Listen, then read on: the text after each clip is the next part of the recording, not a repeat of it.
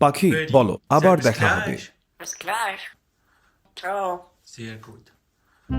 তোতা পাখি কিভাবে কথা বলতে পারে? শারীরবৃত্তীয় দিক থেকে বললে উত্তরটা বেশ সহজ। পাখিদের বিশেষ ষড়যন্ত্র শব্দ উৎপাদনে সাহায্য করে। এটাকে বলা হয় সিরিংস।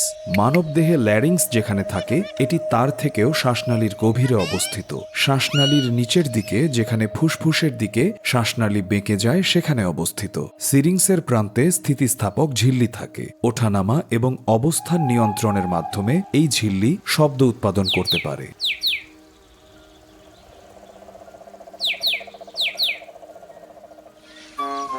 তোতা পাখির রয়েছে স্বাভাবিকের চেয়ে বড় এবং পেশিবহুল জিহ্বা। এ কারণে কণ্ঠস্বর নিয়ন্ত্রণের মাধ্যমে তারা ব্যাপক মাত্রায় শব্দ উৎপাদন করতে পারে। শারীরিক গঠন হলো একটি দিক। তোতা পাখিরা বুদ্ধিমানও বটে।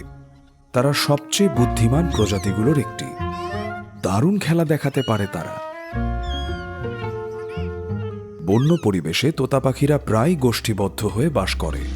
বৈশিষ্ট্যপূর্ণ কণ্ঠস্বরের মাধ্যমে নিজেদের সন্তান কিংবা সাথীকে চিনতে পারে।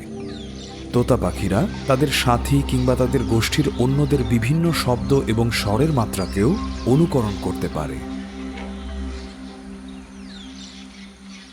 তোতা পাখিরা অন্য শব্দ এবং অনুক্রমিক শব্দ অনুকরণও করতে পারে।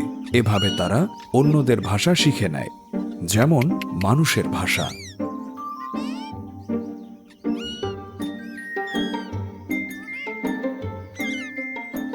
তুমি কি ঢেকুর তুলতে পারো? তুমি কি গুলি করতে পারো? Kannst du schießen? তুমি কি কাশতে Kannst পারো? du husten? তোতা পাখিরা সারা জীবনই নতুন শব্দ শিখতে পারে, কিন্তু তার মানে এই নয় যে সবচেয়ে বৃদ্ধ তোতা পাখির শব্দ ভাণ্ডার বৃহত্তম হবে। আফ্রিকান ধূসর তোতা পাখি সবচেয়ে বাচাল। বিপুল জনপ্রিয়তার এটা একটা বড় কারণ। বেশ মজার।